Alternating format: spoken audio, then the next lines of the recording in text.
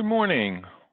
Welcome, and thank you for joining us for our Northern Light Health Business to Business Zoom conference. Today, we will be covering COVID-19 impacts. Topics include cybersecurity and internet safety, the latest on testing, screening, and trends, tips on working in the field and safe travel, and group meetings when technology is not an option. I'm Dr. Ed Gilkey, the Senior Physician Executive for Northern Light Beacon Health. I'll be your moderator for the next hour. COVID-19 has tremendously impacted our lives and our businesses. We'll be covering a lot of ground today with our Northern Light Health experts. We chose the topics based on input from previous participants of this series. You are likely to find your colleagues' suggestions relevant. Each of our panelists today continues to devote significant work time to keeping up with COVID-19. Our panelists today are Christy Polly, Associate Vice President and Chief Information Security Officer, Northern Light Health, Dr. Jim Jarvis, Medical Director of Clinical Education at Northern Light Health, and our COVID-19 Response Incident Commander, Medical Leader. Suzanne Mooreshead, Infection Control Specialist, Northern Light Health. Umaya St. Clair, Employee Assistance Program Counselor, Workforce. Before we get started, I will read our legal disclosure. The coronavirus pandemic is an ongoing, continuously evolving situation. Northern Light Health encourages everyone to follow federal and state governmental guidance and mandates. Northern Light Health does not know the particulars of your situation, so the information presented today is general in nature and is based upon Northern Light Health's own experience, which may or may not apply in your specific situation and which may be revised as we learn more about the coronavirus. Accordingly, following any guidance Northern Light Health presents today in no way guarantees that you, your employees, and/or your customers and clients will not contract or spread the coronavirus. A reminder, this hour is for you. If at any time you have a question for one of our panelists, please use the chat function. I'll keep track of the questions and have our speakers respond. Also, to help us get more detail on how we can best support your efforts, we're going to email a 5-question survey following our Zoom conference. I encourage you to take a moment and let us know if this information is helpful and what topics you would be interested in us focusing on in the future. Let's get started. First, our panelists will share useful information from their areas of expertise, and then we will have questions and answers. First, Christy Polly, thank you for joining us. Tell us about the biggest cybersecurity risk to business today. Christy?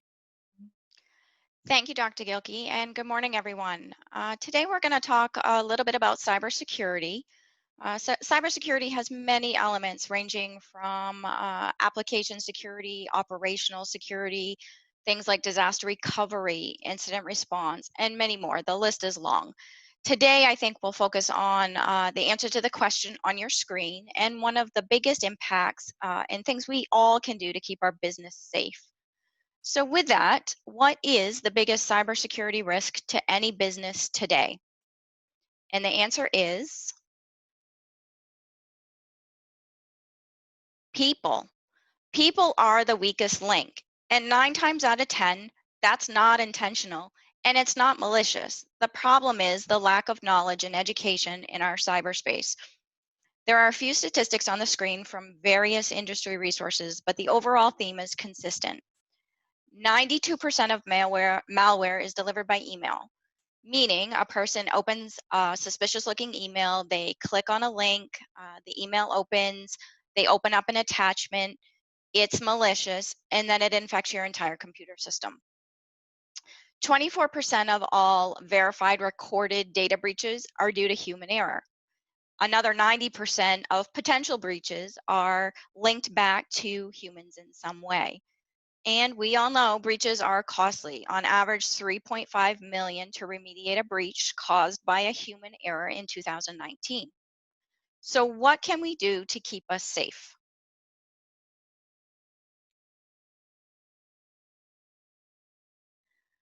Building a culture where cybersecurity is one of your main priorities of your business is key. Building an education program that sets clear expectations and guidelines teaches users how to recognize attacks, how to respond to threats.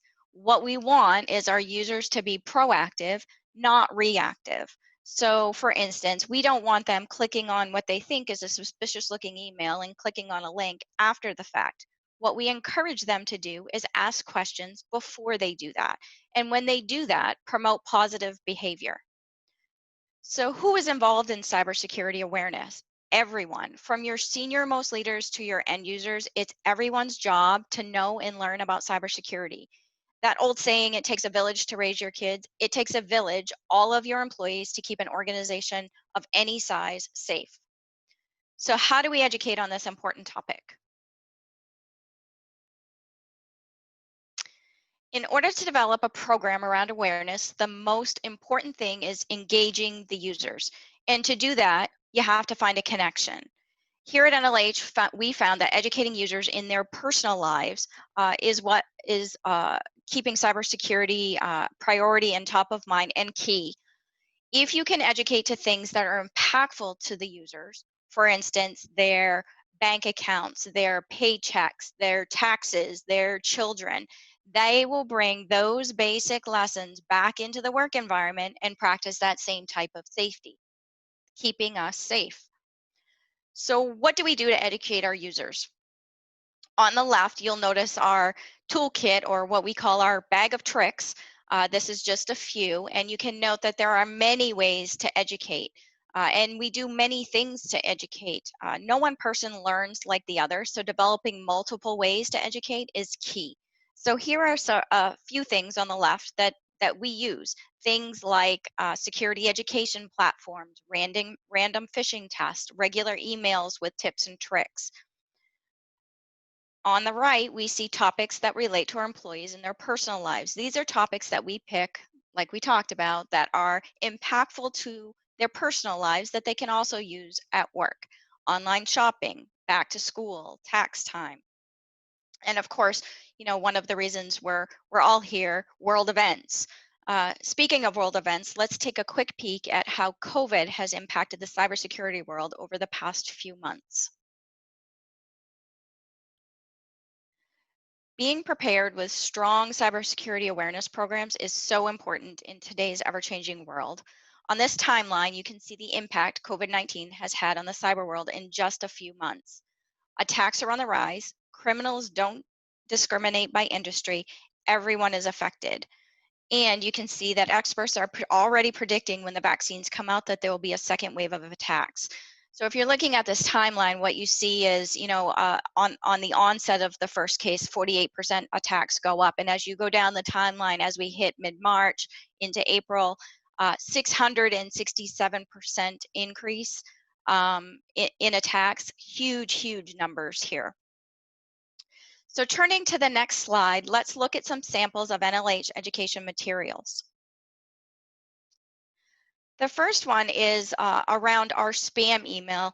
And what we like to do is make sure that we are as transparent as we can be with our users. And sometimes transparency means some scary statistics. Again, there's a connection there. This particular tip and trick that we did shows on average we see roughly 2.5 to 3 million spam email a month at NLH. During the peak time of COVID, mid-April, we were upwards of 12.5 to 13 million spam email a month. So we show our users these numbers, and also help them to be a little more diligent in what they're doing when they see this increase. Other things, obviously, that we talk about and that we educate on: texting, message attacks, things like back to school, um, things like remote work safety. These are just some examples of the graphics that we create and the very basic tips and tricks. Other things that we do are education modules, and these are required for our employees. They're required right now 3 times a year. I think something to focus on is this is not a one and done. You don't do it one time a year. Criminals are tricky. You have to constantly educate. So we do these 3 times a year. And then the last thing we do is phishing emails. We create phishing emails that are uh, really helping our users learn about the tips that they've kind of looked at all year long and test them. If they click on a link, they get a pop-up where they can do a quick page interactive education. They click, they acknowledge, and then we move on. Again, more education, the better. Our last slide is just some references for you and some additional resources you may choose to visit to start or enhance your security awareness program. I think some key takeaways to all of the things we talked about.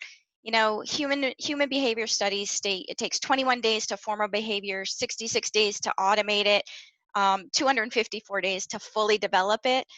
Just about the time we learn something new in cybersecurity, the criminals are changing it up. So educate your users, educate them in a variety of ways, and educate them often. Consistency and awareness are key to keeping us safe. Thank you Thanks, all for your Christy. time. Thank Back to you, you. Dr. Gicki. Yeah, thanks so much. Next is Dr. Jim Jarvis. Thank you for joining us, Rock. That's an inside joke. Dr. Jarvis has been an ongoing wealth of useful information about coronavirus, and that's my way of showing him our appreciation for all his work and effort. Jim, please share the latest with us. Well, thank you, Ed, and you humble me. Next slide, please. So just kind of quick update on testing. So just this week, the state sent out information that they have updated the state standing order for getting testing, basically eliminating confusion around that order and stating that those that feel it is necessary for them to get tested, that could be done under the state standing order. However, testing continues to remain problematic for us across the state of Maine and across the United States in general. We continue to have supply chain issues and all those same kind of things that we've talked about. I'm happy to say that Northern Light has been able to acquire both testing swabs and that transport media, the solution those swabs get transported to our labs in. But there are still some things that we're struggling with trying to get from a supply chain standpoint. One of the things that we're going to see in the next coming months that becomes even more of a challenge for us is that there are several tests that are run on the same platform as our COVID-19 testing, particularly influenza testing, and that's going to be extremely important as we head into influenza season. And I'll talk a little bit more about that in a second. But if we have to run 2 tests on the same person, then that means that we have double the amount of tests that need to be run, and turnaround times continue to lag. We have seen some good news from the state lab that their turnaround time has improved somewhat over the last week or so, and so that's good. But we still see delays, particularly for those asymptomatic individuals who are having the test done for things such as travel. It was good news that Massachusetts has now been added to the exempt travel list. So if you travel to Massachusetts and stay overnight and return home, you don't need to quarantine or get a test, and that's good news. Northern Light has been able to keep up with its clinical demand, but we do share those same concerns about influenza when it becomes a factor. Once again, there's our website that you can go to get more information on testing or to schedule a test or to set up testing if you wanted to for your employees and staff. So next slide, please.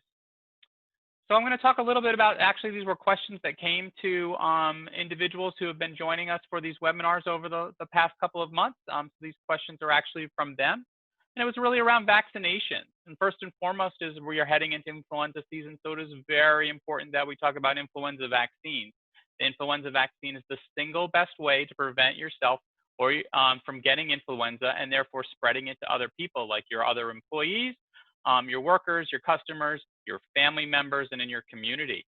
This year, we've changed up our influenza vaccine recommendations just a little bit. We've always recommended that it is for people who are 6 months of age or older, and especially those individuals who are at high risk, those over the age of 60, those with heart disease, lung disease, diabetes, hypertension, or cancer, where influenza can be particularly serious. But normally here in Maine, our influenza season usually doesn't start until November, but may last as long as May or June in some seasons. And so we usually tell people to get their influenza vaccine a little bit later in the season. But now, because of the double risk of COVID-19 and influenza, we're actually recommending that people try to get their vaccine for influenza prior to the end of October.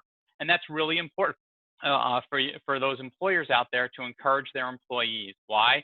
because influenza symptoms and COVID symptoms mask one another. And so we would not know whether an employee had influenza or if they had COVID-19 until testing is done. And so we'd have to treat them as if they were positive for COVID-19. And that means all of those other precautions that we had to take place, including sometimes shutting down your business for a period of time while testing is done. So really important to recommend that influenza shot. And if you have the ability to provide that to your employees, even better. Let's talk about COVID vaccine, though, for a little bit, and that's been making a lot of news of late. There are many trials underway around the world for producing COVID-19 vaccinations. Many of them have already moved on to what we call phase 3 trials, which means that they have already gone through testing that has shown, 1, that they can produce an immune response, and 2, that they seem to be safe. And phase 3 is when we start administering those vaccines to a larger number of individuals to then determine whether or not they are safe for the general population. One of those vaccines, which was the front runner, was actually placed on hold due to several adverse effects that happened in 2 individuals undergoing those trials. Unfortunately, we don't know the exact specifics of those adverse events, but they feel that they were well moderated, and therefore that trial has been put back on place, and so they are continuing to test individuals. Right now, across the state of Maine, preparations are being made for how we could do mass vaccinations, and Northern Light is proud to be part of that partnership, not only with the state of Maine, but with other health systems across the state of Maine. We expect that it will be a very varied approach to try to get those vaccinations out to the general public. It'll probably need to be run through our large healthcare systems, just like we're doing with many of our swab and go stations for collecting specimens to test for COVID-19. There is right now a proposal put in place as to who will get offered the vaccine first. It seems likely that that will be the same category of individuals that originally we were talking about testing. So first responders, healthcare workers, those living in congregate living situations, and maybe even those that have high-risk situations. That still needs to be determined. And in fact, none of those will be determined until after we have a vaccine or several vaccines that have been proven to be safe and effective. And with that, I'll turn it back over to you, Ed. Well, thanks, Jim. And to reinforce the messaging, I'll share with everyone today that this morning I received my flu vaccination. So off we go. Suzanne Mooreshead is next. Thank you for joining us. Suzanne has been consistently a major source of useful information for the whole Northern Light Health team. I learn a lot from you, Suzanne. Please tune us into safe travel and working in the field. Suzanne? Thank you, and good morning. I'm glad to be back with the webinar.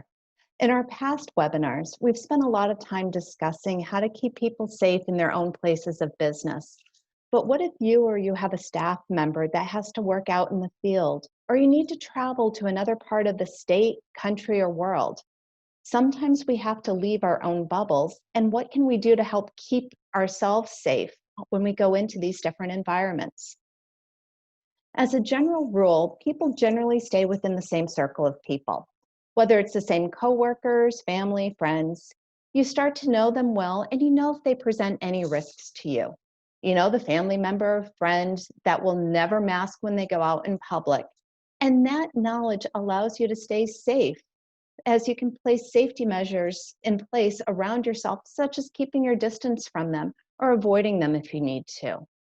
But when you're entering another place of business, one that you're not intimately familiar with, you don't have that type of knowledge or information. So you have to put additional measures in place just to keep yourself safe. So what can you do? First, find out what their screening process is before you arrive on site. You should be expected to ask the same questions that you've been asked, and maybe just moments earlier. This happens a lot at Northern Light Health, as we have vendors that will go to multiple facilities in one day. And I know some people, will come in and they'll say, I just answered this somewhere else. But you should be thankful that they're asking those questions as you arrive, because that should give you some assurance that the business you're walking into are really taking those correct steps to keep everybody safe. Now, what happens if they don't have a screening process at all? You come on site and nobody's asking those questions. It's okay to ask those that you interact with the same screening questions that you expected to be asked yourself. This is you have a responsibility to your company and to those around you to stay safe. And we are certainly all in this together. One of the other things you should also ask is, what is their process if they become aware that you may have been exposed while at their site? And how are you going to be notified? As always, make sure that they have your contact information so that they can contact you promptly. Now, what happens if your work takes you to a geographically different location, or you need to travel for a personal reason? This is certainly a more challenging scenario, and traveling does pose some unique risks, as you can't always control those around you. The very first thing you should always do is look at your own risk factors. Do you have health concerns that put you at risk for a more severe course of illness? If you do, you really need to look critically at where you're going to see if there's a significant community spread. If there is, you may want to delay your trip until it's safer to travel. Second of all, you should look at how are you getting there. Is it private transportation or public? Private transportation will always be safer. You're much better able to limit your contact with others. Public transportation, and particularly air travel, does present some unique challenges. There may be multiple stops, and at each one you're walking through a terminal with a ton of people around you, and it's really hard to control those environments. If you must travel by air, look to see if you can take a direct flight. That might limit some of those additional contacts. And ask the airline that you're traveling with just what are their safety protocols. When you can't control the environment and you have to be in close proximity with others, make sure that you're taking steps to stay safe, such as make sure your face covering is always over your nose and mouth. Keep some hand sanitizer close by, and have a checklist of safety items that you'll need. And I'll go over some of the must-haves for that checklist in just a moment. What else can you do? Contact or look at the website for where you're going for travel advisories. Look to see what the restrictions are when you arrive. Will you be quarantined once you get there? Look at both the federal CDC and the state and the US State Department. Both of those agencies regularly update their travel guidance. And then certainly follow any travel advisories that are in place by the company you're going, if it's work related to wherever you're heading. And also check with the airline or a car rental agency that you'll be working with. And don't forget to keep an eye on what's happening right here at home in Maine. What are going to be the travel advisories and restrictions when you return? If you travel outside of Maine or one of the exempt states, you may be subject to a self-isolation when you return back. Currently, the exempt states that you can travel to without restrictions are New Hampshire, Vermont, New York, New Jersey, Connecticut, and as of yesterday, Massachusetts. So that's a new addition this week.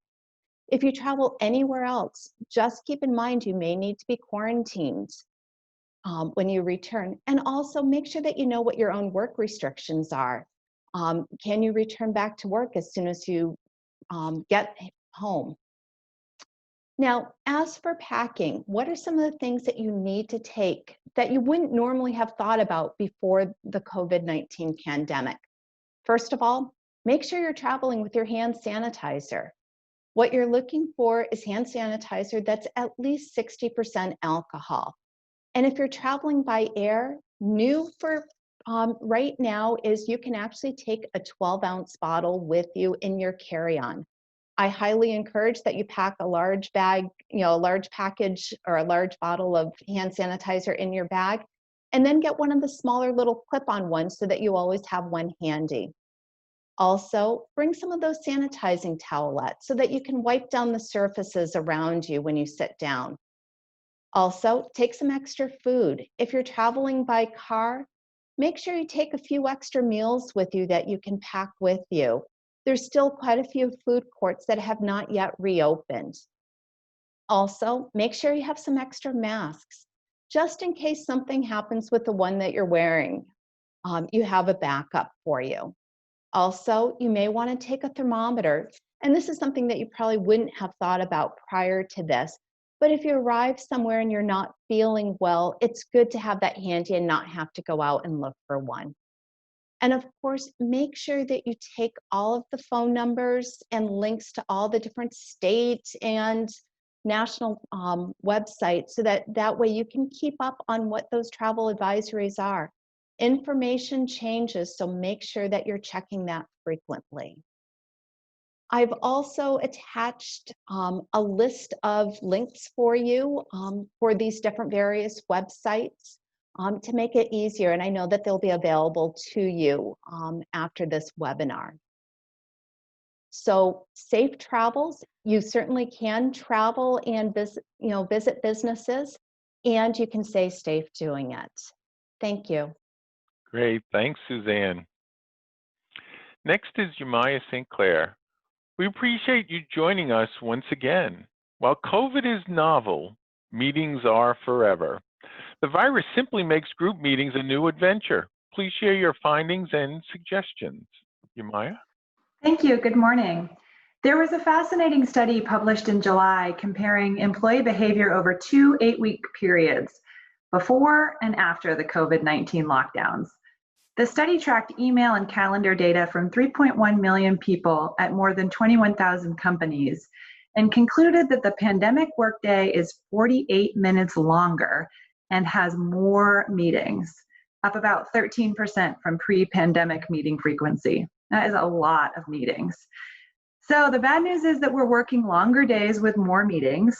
And the good news is that the additional meetings have been shorter. All right, so back to the bad news for a moment. Research conducted by Zippia concluded that 20% of workers say their work meetings are rarely productive. You'll see here that respondents noted their biggest frustration with meetings is when they're unnecessary, followed closely by meetings with a lot of background noise, late starts, and technical difficulties. We know employees are stressed and are just trying to do their jobs as efficiently as possible, often answering emails and multitasking to get things done. We also know that meetings are really essential workplace tools. So in the time of COVID, how do we ensure that our more frequent, shorter meetings are more effective and engaging, particularly when we don't have access to modern technology? In-person meetings are unavoidable in some industries. In order to minimize exposure risk, these should be held in large meeting rooms where people can physically distance. The meeting facilitator should have a clear objective for the meeting and be able to articulate what the purpose of the meeting is. And just as important as figuring out who needs to participate is determining who doesn't. Just because a standing meeting is on someone's calendar doesn't necessarily mean it's a good use of their time to participate every time. The people who are participating should be clear about what's expected from them. For in-person meetings, are they expected to wear masks and physically distance? Make sure they know. For phone meetings, are they expected to keep themselves on mute when listening, or is it mics on? Are people expected to come with any materials or come prepared with a status update? Who will be the note taker, the timekeeper? By giving people jobs, you'll help them stay engaged and free yourself up to focus on facilitation. This last bullet here gives away my background as a counselor. It's similar to the miracle question that we often ask clients to help them visualize what life would be like if their desired goals were realized. In this context, I'm asking you to imagine how you'll know once it's over that a meeting has been a success. How will you know? What progress has been made or what problem will be solved? These are questions a leader should be considering before every meeting, whether they're in person or remote. So whether meeting face-to-face or on the phone, be prepared several minutes before so that you can start on schedule. This sends the message that other people's time is valuable. It allows you to avoid potential connection issues, and it helps to jumpstart conversations.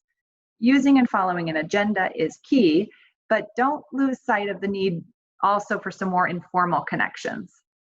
When you work with an in-person team, there's plenty of opportunities throughout the day to stop and chat and connect. These informal conversations, what you sometimes hear called water cooler moments, They help build a rapport that carries over into meetings, making people feel more engaged and more comfortable voicing their opinions or offering critical feedback. But remote team members don't necessarily have those opportunities, which is why leaders and managers have to be really proactive about creating them. So during your introductions, you might consider asking every team member to briefly answer the same question, like, what's been the best moment of your week so far? Drawing people out is critical, particularly for those who tend to be silent during meetings. You may want to set the expectation early and often that everyone is expected to contribute and that you may be calling on people throughout to make sure you're hearing multiple perspectives. We all tend to get hyper-focused on our own work, particularly when we can't see what others are doing. Make sure to connect team members' work to each other and to the larger group goal. People need reminders of why what they're doing matters, and they need acknowledgement of a job well done. During these trying times when the stakes are high and mistakes may have higher consequences than usual, it's tempting to focus on all the challenges and risk points, but doing so all the time will really tank team morale. So remember to highlight successes, big and small. Lastly, whether in person or on the phone, remember to end the meeting with a focus on action items, clearly defining who's responsible for following up on each task, when deliverables are due, and when the next meeting will be, because we know there will always be more meetings. Thank you. Thanks, Imaya. Now let's focus on your questions. I will group similar questions together so we can address as many questions as possible. Jim, the first 3 questions are for you. Listen carefully. What information can you provide to us about plans that are already in place to distribute and administer vaccine to the general public? And then in a like manner, is Maine ready for when a vaccine becomes available? And I threw in this last one, does the relatively low prevalence or positivity rate in Maine influence when we may get the vaccine? Jim? Those are 3 excellent questions, some of which I know the answers to and some I don't. So right now there is a multi-agency statewide group that is working on a mass vaccination plan for the state. Right now we are focused in on making sure that individuals across the state get the influenza vaccine. However, we know that the distribution for COVID-19 will probably be significantly different than how we distribute for influenza. In fact, instead of each independent hospital system, pharmacy, supermarket requesting their own supply of vaccine, the vaccine for COVID-19 will be distributed by a single company, and that single company will work directly with each state CDC for distribution. And then each state will then come up with its own system for statewide distribution, which is why earlier I had stated that most likely that will have to come through the large health systems that cover most of the state for distribution, and will probably be in some kind of form utilizing not only our clinics, but also those swab and go sites that many of us have already established across the state. And so at Northern Light, we're planning on how we will be able to utilize our swab and go sites to do mass vaccination when that comes to it. So that's the first question. The second one, I'm sorry, what was the second one specifically? So is Maine ready? Yeah, so I think yes, we have shown in the past that we have a great capacity to be able to do this sort of thing. In 2008, when we had our H1N1 influenza pandemic, the state responded very well and we're able to vaccinate most of our individuals in a very timely fashion. So we know we can do this and have done this in the past. And we think we'll be even more prepared because we have a lot more lead time for this particular avenue. Now, the last question is a really good one, and one that I can't speak specifically about, is where will the vaccine go? Will they look at hotspots across the country and try to get those areas vaccinated earlier? Will they look at areas that have large population densities for the same reason? And will Maine lag behind? We don't think that will be the case. It sounds like that particular the way this vaccine is being developed, they can do mass production in a relatively short amount of time and be able to cover the vaccine across the country very quickly so that we won't see that it's rationed by region. We may see that initially it is rationed by particular groups of individuals, again, yet to be determined, but right now it looks like it's going to be people like healthcare workers, first responders, and then those at significant high risk. The reason why the first two categories are added is because we want to make sure that we're out there to keep you safe and protected. So Jim, it sure sounds like that once a vaccine becomes available, and we all learn that from national news sources, there'll be a rest of the story which our team would know the details about as to how it may be distributed and when in Maine, correct? Correct. And again, one of the beauties of living here in Maine is that we have a great way and a great sense of community, and therefore spreading knowledge across our state in a very unified fashion. And I expect that that will happen with the vaccination program as well. I do want to stress that all of us are concerned about safety issues and want to make sure that this is not just an effective vaccine, but a safe vaccine. And those of us on the front lines will be making sure that that's the knowledge that we will be putting forth. Great. And Jim, I have one more quick question for you. So you were kind enough to share a link in the chat room.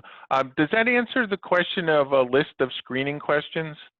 It does. It has the most up-to-date list. And again, that list changes as we learn more and more about this particular virus. The other great thing about that list is it actually has a symptom checker web page that you can just quickly link on and just answer the questions very quickly, and it will give you some advice. And so that's the one that we generally recommend people to use. And it's actually the same one that at Northern Light Health we use to update our own symptom tracker as well. Excellent. Well, thank you, Jim. So Suzanne, tell us, how safe is air travel? I think we're all thinking a lot about that. Absolutely. I think a lot of us are getting housebound as well. And, at least in our, minds, we're planning trips all over the place. Generally speaking, air travel is reasonably safe. It is not risk-free, however. I can tell you that most airlines, the planes are generally equipped with very high efficiency HEPA filters that really help reduce some of the viral load within the atmosphere. However, you're also sitting very close to other people, so you can't completely eliminate all risks. So as I mentioned a little bit earlier, it's imperative that you take a look at your own risk factors prior to traveling. And if you are of high risk, you might want to consider taking an alternate method getting where you're going if you can, or at least taking a direct flight so you can minimize additional contacts along the way. But generally speaking, for the average healthy person, as long as you're taking all of those extra steps of washing your hands, sanitizing your hands frequently, and wearing a mask, you can generally fly safely. Mm-hmm. Great. Thanks, Suzanne. I'll make a general comment about risk. If you think about it, you can essentially have zero risk if you cocoon, meaning stay at home with absolutely no contact with the outside world. So it's not like it's going to drift in your window from outside. You really can approach zero risk that way. However, every decision that we make to step outside of that cocoon actually does have some risk attached to it. And I think there's a fair amount of common sense that comes into play as to how that increases. So one of the things I'm sure many of us are getting comfortable with is taking the same mask on and off multiple times per day. Well, if you were in one of these hotspot areas, there's a good chance that that behavior will allow you to become infected because you're probably not sanitizing your hands each time you touch the outside of your mask, and you're not thinking about that. Here in Maine, because of our low prevalence, meaning most of Maine does not have a lot of cases that people are, putting you in a position to have it transmitted to you, really is the advantage we have. And we get away with doing some of these behaviors that otherwise would actually cause our risk to go up. So I encourage all of our participants to really think through with a very common sense approach what the risks are, and then you can advise your workers, employees, and family and friends more effectively.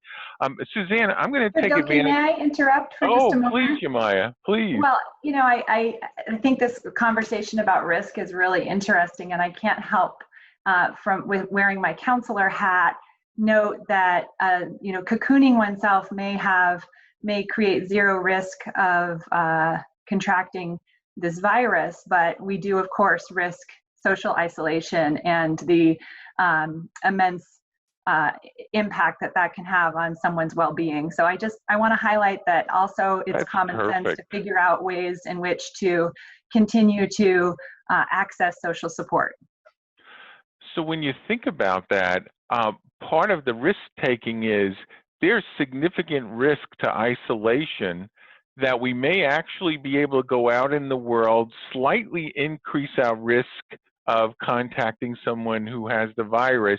However, we've done a great deal for the mental well-being, and that's an acceptable trade-off in risk.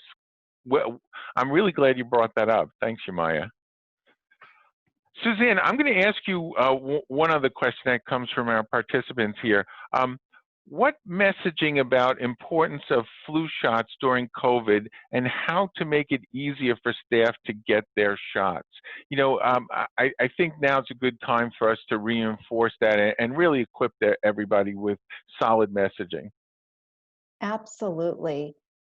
This year, like every year, getting the annual influenza vaccine is very important.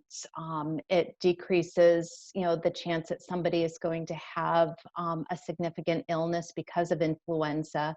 But because of COVID, it's possible that somebody who does get influenza can also be co-infected with COVID-19 at the same time.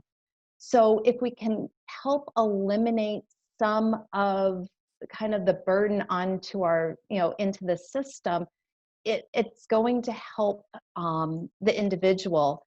And as an employer, there's a lot of different ways that you can help facilitate getting your employees vaccinated.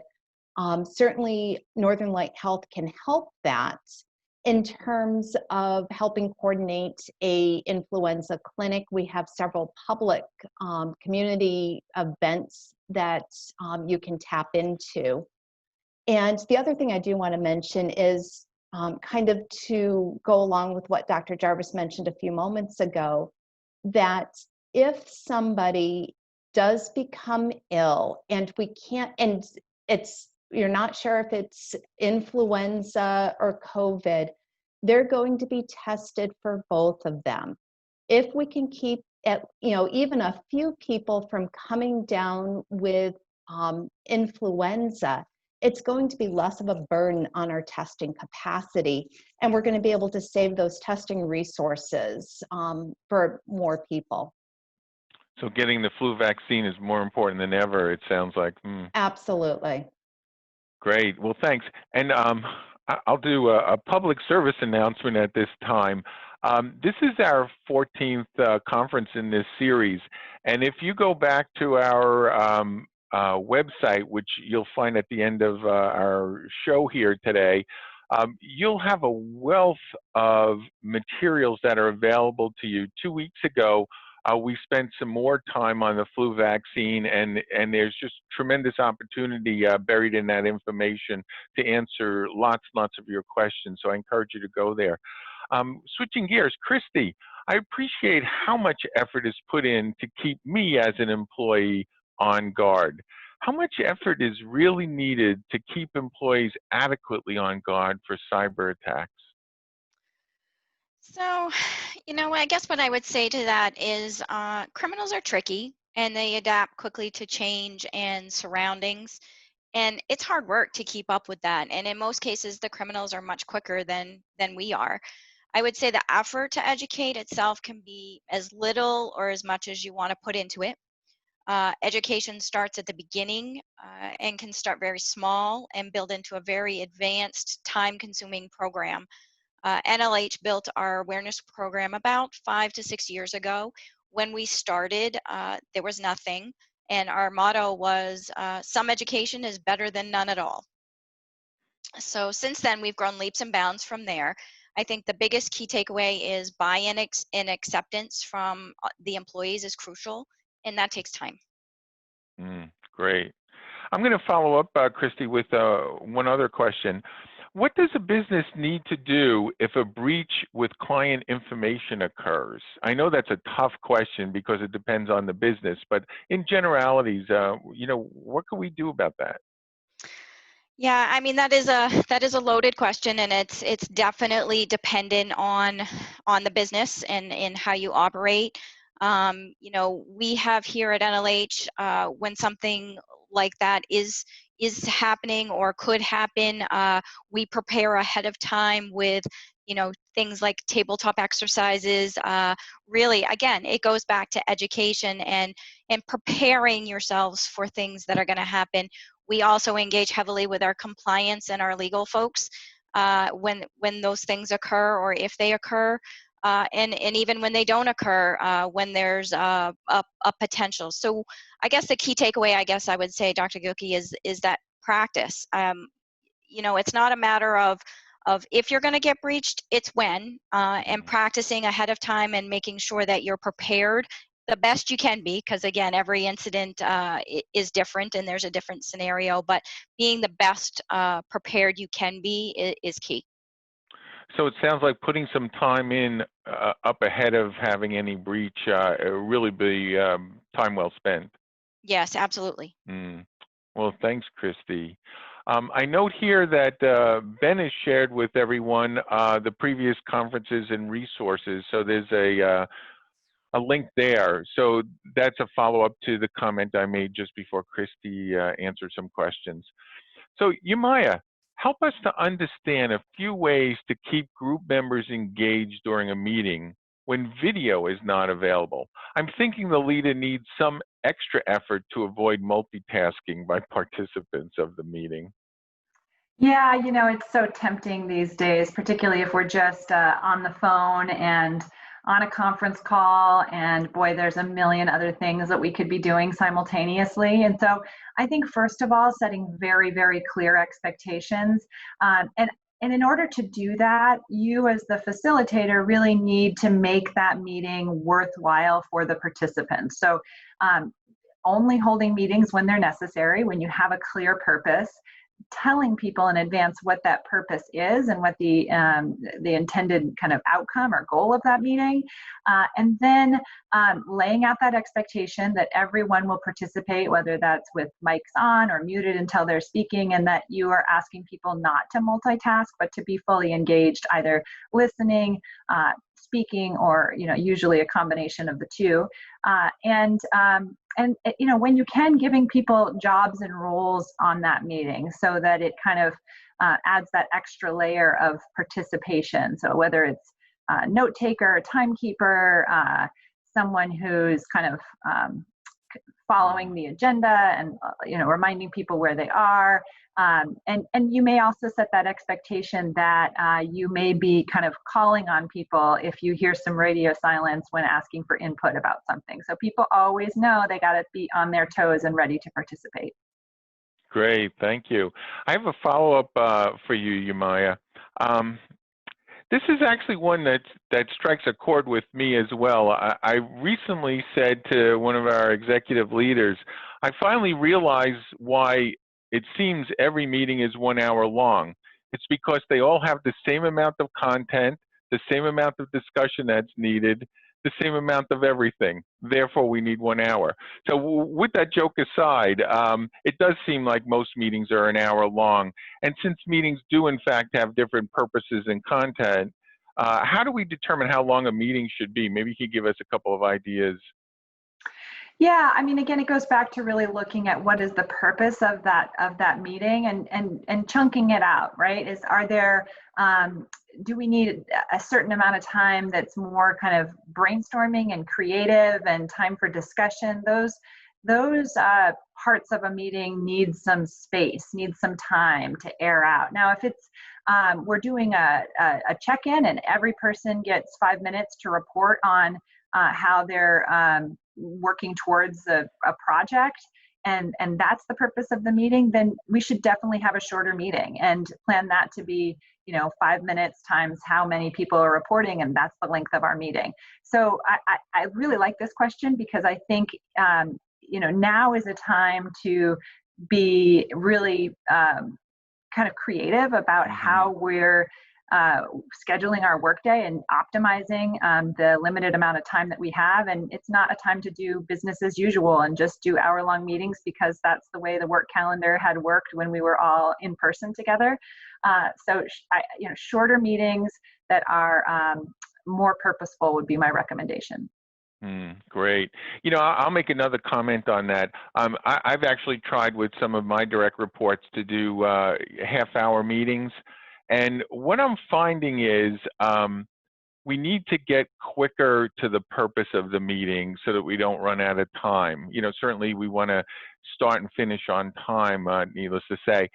And then the risk to that is those connectivities, like what did you do last weekend kind of questioning. So we have to really think it through. It's not a cut and dry, easy answer. I'm going to grab you for one more here. Is it beneficial to schedule meeting-free days or blocks of time that are meeting-free? Definitely. I mean, we need time to get the work done between meetings, right? And what we're seeing with the increase in meeting frequency is people are saying, now I'm taking work into the evenings, and I'm just feeling so overwhelmed with not being able to have that work-life balance or rhythm. And so, what often people have learned is the value of blocking parts of their calendar as work time or project time, or something that definitely shows this is not just free time for you to schedule a meeting with me, it's time when I actually need to get tasks done. And whether that be a part of each day, or whether you devote a whole day to it, is really a personal preference. I know different people like different things. A number of people that I work with find they're most productive early in the morning, first thing in the day, and that's when they like to get their work done. So they allow for meeting times later in the day when they don't need to be as hyper-focused on getting tasks completed. Good info. I'll point out that I blocked off my schedule this morning from 8 to 10 to do some research on population health. Well, I did get my flu vaccine during that time, as I've shared with you all, but I did not get my research done. It seemed work got in the way of that. I'll share with everyone in the chat room, Kim has shared that if you use Outlook, you can set your default meeting length to 25 minutes or 50 minutes, and that encourages brevity. So thanks, Kim, for that tip. Very helpful there. Moving on, Dr. Jarvis, I have a question for you. When or if do you anticipate having testing in place for anyone who wants a test but is asymptomatic and needs the results within 48 hours? And then I'll throw in a follow-up on that. The state has been fairly continuously adjusting their standing orders and guidance for that. Can you throw that all together and get us up to date on that? Sure. I think the answer to the first question will be when we have an antigen test versus the PCR test that we're doing right now. Often those are called the rapid tests. When we have one that is effective and can be mass produced, that will actually alleviate the problem. I have been told as early as this morning that very soon there will be a flood to the market of antigen tests that are already being used around the world, just not here in the United States. So that may be the answer to that. But the early rapid tests, ones that were actually heavily promoted in the media, fell short of that mark. And so hopefully that will be the answer for us, because those take a whole lot less of the supply chain things that we talked about for running the PCR or the standard test for COVID-19. It is true that the state, across the entire state, our labs have been able to improve And I think that you'll see that certainly for clinical turnaround times, we are less than 48 hours in almost all circumstances. In fact, less than 24 hours in most circumstances. But for those asymptomatic individuals who the need is not for a clinical reason, I think we're still probably going to be talking about somewhere in the realm of 3 to 4 day turnaround time, at least for the next month or so. Thanks. So we have a little bit to go. I mean, Maine is really testing at a very good rate compared to the rest of the country. However, we do have the benefit of a much smaller population to test, but nonetheless, our rates are really good. Absolutely. But there's limitations. That is an important thing to note, and I don't think people quite get that we are fortunate from a ratio of the number of individuals we have to the number of tests we can run. But in any case, it's still not adequate, and this continues to be a problem for us. Okay, so you covered that one too. Okay, great. Thank you. Let's see our timing here. All right. Christy, I have a question here for you. How effective is sending phishing emails to employees as a training method? We get this question a lot. For NLH, it's actually done really, really well, and we use it as a positive task rather than, a negative one, especially if they click. Really, what our hopes are is to take everything that we've taught them all year, and it's more of a measurement for the security space to find out where we need to focus our efforts moving forward. Again, we talked about, every employee learns a little bit differently, so we use it as a mechanism to improve our training, and it has really done us wonders. We started very, very basic with our phishing emails. We've advanced them. Criminals, we talk about all the time, criminals are tricky.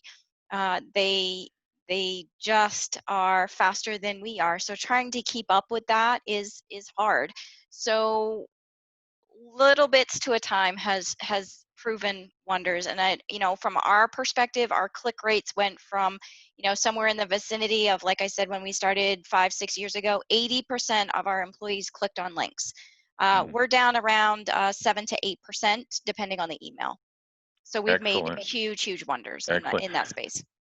So I think we come back to, the messaging from before too, that due diligence is really important. And, most of our businesses have plenty of interaction with email, so we have to be on our game. Well, thanks, Christy. I'm going to squeeze in one more quick one. Suzanne, are hand sanitizers made of hydrogen peroxide effective? It depends on what alcohol is. 60% alcohol is going to be the best alternative for hand sanitizers. Okay. That's what's recommended by both the CDC, OSHA, and that's certainly what we use at Northern Light Health. So that's really what I would recommend as well. Okay, so that's good to consider. Well, once again, I feel like I have another hour's worth of questions to ask all our panelists. But thank you, panelists. There's so much to know and so much to think about and so much that is rapidly changing in our businesses. Thank you for sharing your insights and arming us with ideas to tackle that so much. Just a reminder, we will be emailing you a survey right after our conference. Please be sure to give us your feedback so we can continue to provide relevant information to keep the people of Maine safe. We hope you have picked up some useful tips to support all those around you. Our next session is on October 8th. The theme is Hidden Risks Brought On by COVID-19, and our topics will include ergonomics for a remote workforce, breast cancer awareness, after all, October is Breast Cancer Awareness Month, domestic violence, and the latest on COVID-19. The goal is to keep you up to date on the rapidly changing informational environment that enables all of us to do our part in keeping everyone healthy, safe, and working. We will send you the link for this session. We encourage you to share the invitation with your friends, colleagues, and others who might benefit from this information. By working together, we will keep Maine safe. Thank you and have a good afternoon.